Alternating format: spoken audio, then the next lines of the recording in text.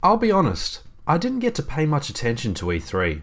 Between working and university finishing, I didn't get a chance to sit down and watch it, and I do regret that somewhat.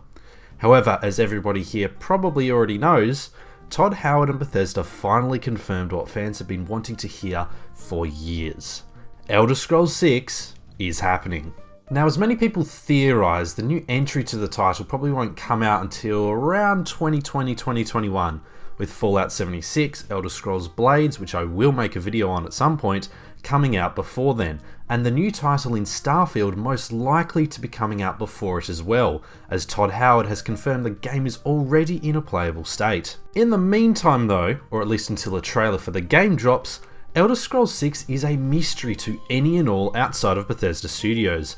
But I want to talk about the one thing that I believe Bethesda should do with the new installment in the series, and that's pretty simple. In my opinion, the plot of the main story of Elder Scrolls 6 should revolve around a new war between the Aldmeri Dominion and the Imperial Empire. Now I know what you're thinking. The war is over. The White Gold Concordat was signed, the Empire and the Dominion are at peace, and even the fighting between the Red Guards and the Dominion had ended once the Red Guards reclaimed all of Hammerfell. But by reigniting the war and breaking the Concordat, the number of doors this will open for Bethesda is insane. And looking at this from the established lore within the Elder Scrolls universe, it's pretty obvious that the world of Tamriel is set up to stage the next chapter of the battle between the Dominion and the Empire. We see this first evidenced in the game of Skyrim, where the Thalmor refer to the Great War as the First War with the Empire, and comments from Legionnaires within the game also suggest that the Empire is preparing for the same thing. And looking further around Tamriel as we know it today, it's pretty clear that the world is gearing up for another conflict. Black Marsh has been relatively untouched so far, but could provide a decisive ally should either side win them over. And High Rock is a massive target for the Dominion given it is a large source of income for the Empire, and with Morrowind still weakened from the explosion of Red Mountain, attacking before they recover would make things easier for the Dominion. And on top of that, with Elsewhere still being a client state for the Dominion in the form of Anaquina and Palatine following a political coup, and Valenwood being an ally of the Altmar, there are so many different locations the Dominion could launch an invasion from. However, one interesting thing to note within the lore is that Valenwood has apparently been getting cleansed by the Altmar, and this is leading to more and more Wood Elves starting to rebel against the Alliance. Malborn in Skyrim is an example of this, and just imagine the possibilities this could provide for story elements, quests, battles, and so much more. But we'll get back to this later. Hammerfell as well could provide a useful ally to the Empire given it fought off the Dominion by itself. However, relations would have to be restored in order for this to happen. And that brings us to Skyrim, the province, not the game. Within the lore, both the victor of the Civil War and the fate of Emperor Titus Mede II have yet to be decided, although both of these events could be confirmed as canon within the new game. Both would have major lore consequences and consequences for this new war. Titus Mede, for example, was responsible for the recapturing of the Imperial capital after it was lost to the Elves, even though he wasn't the one that technically led the final charge. And should Ulfric's rebellion succeed, then the Empire would be without the Nord warriors. And what would this all culminate in if this was to be the setting for the new story? The answer is content. Even just one of these provinces, with the exception of maybe Blackmarsh given its isolation from the war, would be an amazing place to tell the new story. Take for example Hammerfell, where a lot of people are believing Elder Scrolls 6 would be set. By having the game set to the backdrop of a new invasion, the amount of opportunities available would be crazy. Ideally though, I would want to see a game set to the backdrop of a new war being set mainly in Valenwood and elsewhere, with maybe a couple cities in both Cyrodiil and the Somerset Isles to serve as the final battle cities if the main story were to follow the war. And by doing this, you open up the Elder Scrolls series to something that has been lacking so far but has been present in games like Fallout 4. Choice. You would choose which side you pick in the war, a la the Civil War in Skyrim, but this time we would get a fully fledged war that was hinted at in Skyrim but never realised. For those who don't know, files have been found on the cutting room floor of Skyrim that indicated that the Civil War was going to be a lot more in depth than it actually was. Stuff like general assassinations, cities being gained and lost without your intervention, and there was even the possibility that whatever side you chose could actually lose the civil war, despite all the events and the growth of the player. Now imagine that on a continent-wide scale, spread across the Isles, elsewhere, Valenwood and Cyrodiil. Imagine the possibilities that could arise from the main story and how your decisions could help shape the face of Tamriel for generations to come. And this would be a huge thing for the Elder Scrolls series, not only for future titles but for the longevity of Elder Scrolls 6. You could play through such a main quest 5 or 6 times, but if they're done correctly, you could have a different outcome every single time. And we haven't even begun talking about how using this backdrop could serve to improve other questlines, such as the guild questlines like the Mages Guild, the Fighters Guild, the Thieves Guild, and the Dark Brotherhood. Unlike in Skyrim, where these guild questlines were pretty much self-contained and didn't affect anything besides themselves, there is so much potential for these stories to be integrated into the larger world and to have lasting impacts, which is something that Skyrim lacked. We know, for example, that the Mages Guild has been collecting powerful artifacts from across Tamriel, as can be seen during the College of Winterhold questline, with this more than likely being political in nature as hinted at by Mirabelle Irvine. This could be further proof that the Empire is preparing for war, and having the guild's storyline focused around finding magical ways for victory could be so interesting. Likewise, imagine the sort of stories that could be told from joining the Fighters Guild. They could play a major role in the war, or they could be used as scouts for the main army, or they could even be doing something else entirely, like going after long-lost artifacts or solving a mystery that could shape the face of the war.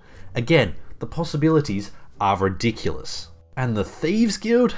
I don't even think I could do justice to the sheer amount of different questlines that could come from being set during the war. The same goes to the Dark Brotherhood, who could get quests for political leaders, army generals, messengers, inventors. The list of potential targets is nearly endless.